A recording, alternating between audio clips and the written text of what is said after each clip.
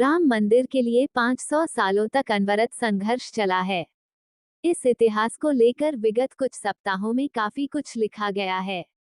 इससे जो इतिहास सामने आया है, उससे पता चलता है कि 25 सितंबर 1990 से राम जन्मभूमि मुक्ति के लिए भाजपा के लाल कृष्ण आडवाणी ने जो रथ यात्रा निकाली, वहां से राम मंदिर निर्माण के अनवरत संघर्ष का सिलसिला शुरू होता है। लेखक एच इल्दुसाद, बहुजन डाइवर्सिटी मिशन के राष्ट्रीय, दिल्ली। अयोध्या में बहुप्रतीक्षित भव्य राम मंदिर की प्राण प्रतिष्ठा हो चुकी है। दुनिया मंदिर की भव्यता और दिव्यता के साथ रामलला की सम्मोहनकारी प्रतिमा देखकर विस्मित है। प्राण प्रतिष्ठा के दूसरे दिन यानी 23 जनवरी से आमजन को रामलला के दर्शन मिलने शुरू हो चुके हैं। श्री रामलला का दर्शन पाने के लिए देश भर में श्रद्धालुओं का तांता लगा हुआ है। एक अनुमान के मुताबिक जनवरी के अंत तक 22 लाख से ज्यादा श्रद्धालु रामलला के दर्शन कर चुके हैं। मेट्रो शहरों से आने वाले लोगों का इस कदर तांता लगा हुआ है कि वहां पहुंचने वाली एयर इंडिया एक्सप्रेस व इंडिगो एयरलाइन की सभी फ्लाइटें पूरी क्षमता से भरी रहती हैं। हिंदुओं के साथ मुस्लिम भक्त भी रामलला के दर्शन के लिए लगातार आ रहे हैं। इस मामले में राष्ट्रीय स्वयंसेवक संघ के राष्ट्रीय कार्यकारिणी के सदस्य एवं मुस्लिम राष्ट्रीय मंच संरक्षक डॉक्टर इंद्रेश कुमार के मार्गदर्शन में निकली मुस्लिम पदयात्रा में शामिल लोगों ने अयोध्या पहुंचकर श्री रामलला के दर्शनोपरांत जिस तरह श्री राम जन्मभूमि तीर्थ क्षेत्र ट्रस्ट अध्यक्ष व मणिरामदास छावनी पीठाधीश्वर महंत नृत्य गोपाल दास से आशीर्वाद लिया, वह अलग से चर्चा का विषय बन गया है। पूरा प्रशासनिक अमला और श्रीराम जन्मभूमि तीर्थ क्षेत्र ट्रस्ट श्रद्धालुओं को सुविधापूर्ण दर्शन कराने में जुटा हुआ है। श्रद्धालुओं को सुगमतापूर्ण ढंग से चल रहे दर्शन व रहने खाने की व्यवस्था में दिक्कत न आए, इसे देखते हुए 1 फरवरी को अयोध्या दर्शन के लिए आने वाली योगी कैबिनेट का प्रोग्राम 10 दिनों के लिए स्थगित कर दिया गया है। 1990 से राम मंदिर निर्माण के संघर्ष का सिलसिला होता है शुरू। बहरहाल अयोध्या के राम मंदिर के विषय में तरह तरह की सुखद व अद्भुत बातें सामने आ रही हैं, किंतु उनमें जिन बातों को लेकर इस लेखक जैसे लोगों को गुरेज हैं, उनमें से एक ये है कि 500 वर्षों के निरंतर संघर्ष का परिणाम है वर्तमान राम मंदिर। राम मंदिर 500 वर्षों के निरंतर संघर्ष का परिणाम है, ये बात तमाम साधु संतों सहित भाजपा के बड़े बड़े नेता और बुद्धिजीवी तक कहे जा रहे हैं। खुद भाजपा अध्यक्ष जेपी नड्डा ने कहा है कि 500 से अधिक वर्षों के निरंतर संघर्ष के बाद आज ये पवित्र भावनाओं का क्षण आया है। लेकिन क्या सचमुच राम मंदिर के लिए 500 सालों तक अनवरत संघर्ष चला है? राम मंदिर के इतिहास को लेकर विगत कुछ सप्ताहों में काफी कुछ लिखा गया है। इससे जो इतिहास सामने आया है, उससे पता चलता है कि 25 सितंबर 1990 से राम जन्मभूमि मुक्ति के लिए भाजपा के लाल कृष्ण आडवाणी ने जो रथ यात्रा निकाली, वहां से राम मंदिर निर्माण के अनवरत संघर्ष का सिलसिला शुरू होता है।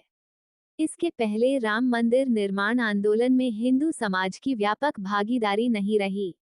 इसके लिए कुछ साधु संघ ही छिटफुट आंदोलन चलाते रहे। बाबरी मस्जिद स्थल पर धार्मिक विवाद पहली बार 1853 में हुआ। हाल में विभिन्न विद्वानों ने इसके इतिहास का संधान करते हुए जो लेखन किया है, उससे पता चलता है कि मुगल सम्राट बाबर ने मस्जिद का निर्माण 1528 करवाया था। अवध के नवाब वाजिद शाह के हुकूमत के दौरान निर्मोही नामक एक हिंदू संप्रदाय ने दावा किया कि मस्जिद के लिए रास्ता बनाने के लिए बाबर युग में एक हिंदू मंदिर को ध्वस्त कर दिया गया था। अयोध्या में बाबरी मस्जिद स्थल पर धार्मिक विवाद पहली बार 1853 में हुआ। इसके 6 साल बाद अंग्रेजों ने साइट को 2 हिस्सों में बांटने के लिए बाड़ लगा दिया। मुसलमानों को मस्जिद के भीतर प्रार्थना करने की अनुमति दी गई, जबकि बाहरी परिसर को हिंदुओं को दे दिया गया। जनवरी 1885 महंत रघुवीर दास ने फैजाबाद जिला अदालत में एक अनुरोध प्रस्तुत किया, जिसमें मस्जिद के बाहर स्थित एक ऊंचे मंच राम चबूतरा पर एक छतरी के निर्माण की मंजूरी मांगी गई। हालांकि याचिका खारिज कर दी गई। फिर एक लंबे अंतराल बाद इससे जुड़ी घटना 23 दिसंबर 1949 को सामने आई, जब बाबरी मस्जिद के अंदर रामलला की मूर्ति प्रकट हुई। उसके बाद गोपाल सिंह विशारद नामक व्यक्ति ने वहां पूजा करने के लिए फैजाबाद अदालत में याचिका दायर की। इसके खिलाफ अयोध्या निवासी हाशिम अंसारी नामक व्यक्ति ने अदालत का दरवाजा खटखटाया और कहा कि मूर्ति को हटा दिया जाना चाहिए और इसे मस्जिद ही रहने दिया जाना चाहिए। सरकार ने उस स्थान पर ताला लगा दिया, लेकिन हिंदुओं को बाहर से रामलला की पूजा करने की अनुमति दे दिया। 22 जनवरी 2024 को पीएम ने प्राण प्रतिष्ठा करने का गौरव प्रदान किया। यहां से मुकदमों का सिलसिला शुरू हुआ। हिंदू पक्ष से दिगंबर अखाड़ा के प्रतिनिधियों ने 1950 में और इसके बाद निर्मोही अखाड़ा ने 1959 में अदालत का दरवाजा खटखटाया। 1961 में सुन्नी सेंट्रल वक्फ बोर्ड ने मस्जिद और उसके आसपास के कब्रिस्तान पर दावा किया।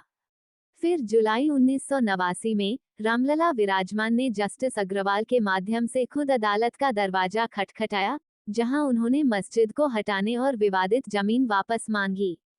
इलाहाबाद हाईकोर्ट की ओर से रामलला के दावे को आंशिक रूप से स्वीकार करने और उन्हें निर्मोही अखाड़ा और सुन्नी सेंट्रल वक्फ बोर्ड को 2.77 एकड़ जमीन का 1/3 हिस्सा देने से पहले कई साल बीत गए।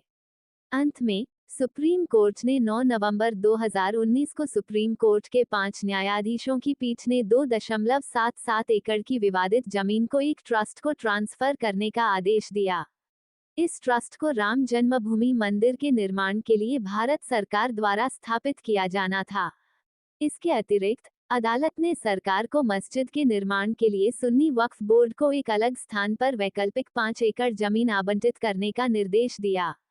आदेश जारी करने वाले 5 जजों की बेंच का नेतृत्व मुख्य न्यायाधीश रंजन गोगोई ने किया था, जिन्हें बाद में 2020 में मोदी सरकार की ओर से राज्यसभा में नामित किया गया।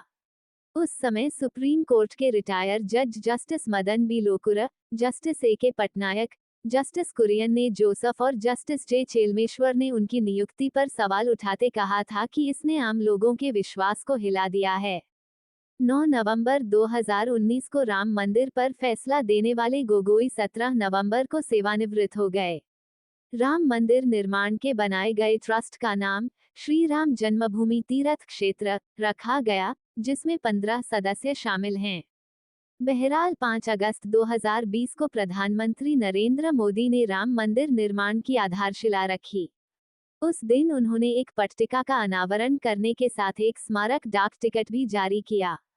इसे इतिहास का अद्भुत संयोग कहा जाएगा कि राम मंदिर निर्माण का शिलान्यास करने वाले प्रधानमंत्री मोदी को ही बाद में इतिहास ने 22 जनवरी 2024 को इसकी प्राण प्रतिष्ठा करने का भी गौरव प्रदान किया। आंदोलन में भाजपा की एंट्री 1989 में। जिस राम मंदिर निर्माण में प्रधानमंत्री मोदी को ऐतिहासिक रोल अदा करने का अवसर मिला, उसके आंदोलन में उनकी पार्टी की एंट्री 1989 में हुए हिमाचल के पालमपुर सम्मेलन से हुई, जहां भाजपा ने घोषणा किया कि वह राम मंदिर आंदोलन में शामिल हो रही है। तब पार्टी की ओर से कहा गया था, अदालतें विश्वास का मामला तय नहीं कर सकती। उसके बाद राम मंदिर का मुद्दा भाजपा के घोषणापत्र का अहम हिस्सा बन गया। इससे पहले 1964 में स्थापित आरएसएस की एक और शाखा विश्व हिंदू परिषद इसकी अगुवाई कर रही थी, जिसके एजेंडे में 1980 में ही राम मंदिर आ गया था। जनवरी 1984 में भाजपा के पितृ संगठन आरएसएस प्रमुख बाला साहब देवरस ने प्रयागराज माघ मेले में एक संघ शिविर में उपस्थित लोगों से पूछा था, राम जन्मभूमि कब तक बंद रहेगी? उसके 3 महीने बाद दिल्ली में आयोजित एक धर्म संसद में भाग लेने वाले संतों ने राम जन्मभूमि मुक्ति का मुद्दा उठाया। उसी वर्ष राम जन्मभूमि यज्ञ मुक्ति समिति का भी गठन किया गया और अयोध्या से लखनऊ तक की उनकी धर्म यात्रा ने उत्तर भारत, महाराष्ट्र और गुजरात के हिंदुओं की सामूहिक चेतना में मंदिर के मुद्दे को आगे बढ़ाया। लेकिन विहिप के सौजन्य से राम मंदिर का जो मुद्दा गरमाया, उसके सद्व्यवहार के लिए भाजपा 25 सितंबर 1990 को दीनदयाल उपाध्याय की जयंती के दिन मैदान में तब कूदी जब मंडल की रिपोर्ट प्रकाशित होने के बाद देश में एक अलग किस्म का माहौल बन गया था। उस दिन लाल कृष्ण आडवाणी ने ये कहकर कि मंडल से समाज बंट रहा है, गुलामी के सबसे बड़े प्रतीक राम जन्मभूमि की मुक्ति के लिए सोमनाथ से अयोध्या तक की रथ यात्रा शुरू कर दिया, जिसके बाद देश में राम मंदिर के लिए जनोन्माद शुरू हो गया। लेकिन इस जनोन्माद के पीछे राम के प्रति श्रद्धा कम, दलित, आदिवासी और पिछड़ों के आरक्षण खात्मे की भावना की क्रियाशीलता बहुत ज्यादा रही। और हिंदू समाज के अग्रसर समुदायों की आरक्षण के खात्मे के लिए उमड़ी भावना का सदुपयोग करने में भाजपा इसलिए देर नहीं लगाई क्योंकि उसका पितृ संगठन आरएसएस पूना पैक्ट के जमाने से ही इसके खात्मे की ताक में था। भाजपा ने हिंदू धर्म के ठेकेदार के रूप में स्थापित कर ली। स्मरण रहे, जो भाजपा आज खुद को हिंदू धर्म के ठेकेदार के रूप में स्थापित कर ली है, सदियों से उस हिंदू धर्म का प्राण उस वर्ण व्यवस्था में क्रियाशील रहा जो मुख्यतः शक्ति के स्रोतों के बंटवारे की व्यवस्था रही है। जिसे हिंदू धर्म कहा जाता है, दरअसल वह वर्ण धर्म है जिसमें प्रत्येक वर्ण के लिए पेशे कर्म निर्दिष्ट रहे। ब्राह्मणों का पेशा कर्म अध्ययन अध्यापन, राज्य संचालन में मंत्रणादान, क्षत्रिय का राज्य और सैन्य संचालन के साथ भूस्वामित्व और वैश्यों का पेशा पशुपालन व व्यवसाय वाणिज्य रहा। इसमें स्वधर्म पालन के लिए कर्म शुद्धता की अनिवार्यता और कर्म संकरता की निषेधाज्ञा के फलस्वरूप वर्ण व्यवस्था ने एक आरक्षण व्यवस्था हिंदू आरक्षण का रूप अख्तियार कर लिया। पेशे कर्मों की विचलनशीलता की निषेधाज्ञा के कारण हिंदू आरक्षण में चिरकाल के लिए शक्ति के समस्त 3 उच्च वर्णों के लिए आरक्षित हो गए। हिंदू आरक्षण में शूद्रातिशूद्रों के हिस्से में आई सिर्फ 3 उच्च वर्णों की सेवा, वह भी पारिश्रमिक रहित। इनके लिए अर्थीपार्जन, शिक्षार्जन सहित राजनीतिक गतिविधियां अधर्म व दंडनीय अपराध रहीं। मंदिरों का पुजारी बनना तो दूर, इनके लिए अपने लौकिक और पारलौकिक सुख के लिए पूजा पाठ तक अधर्म घोषित रहा। ये 3 उच्च वर्णों की पारिश्रमिक रहित सेवा में मोक्ष का संधान करने के लिए अभिशप्त रहे। हिंदू धर्म शास्त्रों द्वारा सुपरिकल्पित रूप से चिरकाल के लिए शक्ति के समस्त स्रोतों आर्थिक, राजनीतिक, शैक्षिकी और धार्मिक से बहिष्कार के कारण शूद्रातिशूद्र दैविक सर्वस्वहारा बनने के लिए अभिशप्त हुए। उनकी स्थिति हिंदू धर्म के गुलामों के रूप में रही। इनमें दलितों की स्थिति गुलामों के गुलाम के रूप में रही। वे शक्ति के समस्त स्रोतों से तो बहिष्कृत रहे ही, उन्हें अच्छा नाम रखने और मंदिरों में घुसकर ईश्वर के समक्ष अपने दुख मोचन के लिए प्रार्थना करने तक का अवसर नहीं रहा। हिंदू समाज के इन्हीं गुलामों की मुक्ति का संकल्प बाबा साहेब डॉक्टर अंबेडकर ने लिया और उन्हें आरक्षण के जरिए शक्ति के स्रोतों में काफी हद तक हिस्सेदारी दिलाने में सफल हुए। मंडलवादी आरक्षण के खिलाफ हिंदू आरक्षण के सुविधाभोगी वर्ग अंबेडकरी आरक्षण से दलित, आदिवासी सांसद, विधायक, डॉक्टर, प्रोफेसर, बाबू, मैनेजर इत्यादि बनने लगे। संघ परिवार के लिए यह असहनीय था क्योंकि इससे हिंदू धर्म शास्त्र और ईश्वर भ्रांत लगने लगे। ऐसे में संघ बराबर आरक्षण के खात्मे के अवसर की तलाश में रहा और जब 7 अगस्त 1990 को मंडल की रिपोर्ट प्रकाशित हुई, उसे ये अवसर मिल गया। मंडल की रिपोर्ट प्रकाशित होते ही दलित, आदिवासी, पिछड़े व इनसे धर्मांतरित तबके भ्रातृभाव लिए एक दूसरे के करीब आने लगे और उनके शासक वर्ग में उभरने के लक्षण दिखने लगे। तब मंडलवादी आरक्षण के खिलाफ हिंदू आरक्षण के सुविधाभोगी वर्ग के सभी तबके, छात्र और उनके अभिभावक, साधु संत, मीडिया कर्मी, लेखक इत्यादि लामबंद होकर आंदोलन चलाने लगे।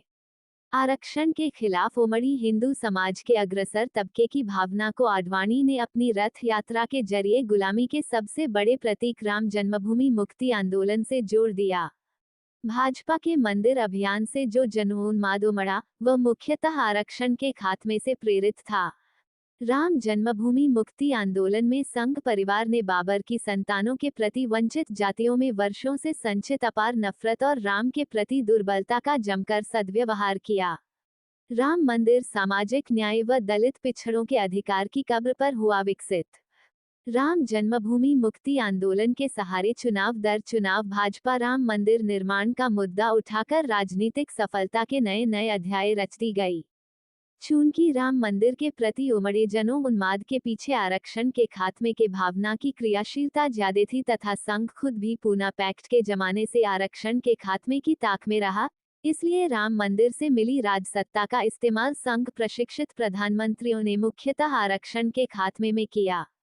इस मामले में प्रधानमंत्री मोदी ने वर्ग संघर्ष का एकतरफा खेल खेलते हुए बहुजनों को लगभग उस स्टेज में पहुंचा दिया है जिस स्टेज में उन्हें रहने का निर्देश हिंदू धर्म शास्त्र देते हैं।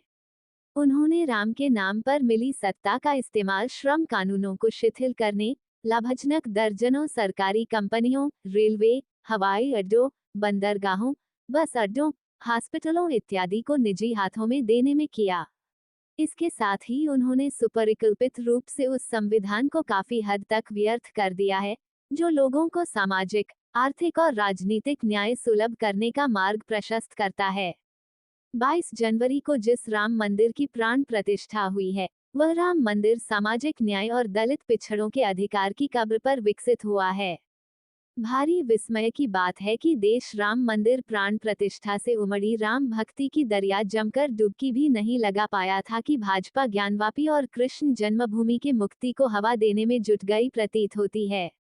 और जिस तरह राहुल गांधी भारत जोड़ो न्याय यात्रा के जरिए लोगों संविधान में उल्लेखित 3 न्याय सामाजिक, आर्थिक और राजनीतिक न्याय सुलभ कराने का मुद्दा उठा रहे हैं, उससे आर्थिक और सामाजिक न्याय सबसे बड़ा मुद्दा बनता दिख रहा है।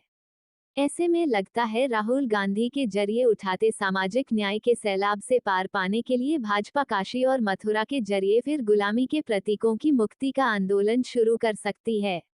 उसके बुद्धिजीवी इस दिशा में प्रयास शुरू भी कर दिए हैं। और भी ऐसी तरह-तरह की न्यूज़ को देखने के लिए हमारे चैनल को लाइक करें, सब्सक्राइब करें और बेल आइकन ज़रूर क्लिक करें। इससे हमारे आने वाली न्यूज़ की नोटिफ़िकेशन आप लोगों को सबसे पहले मिले।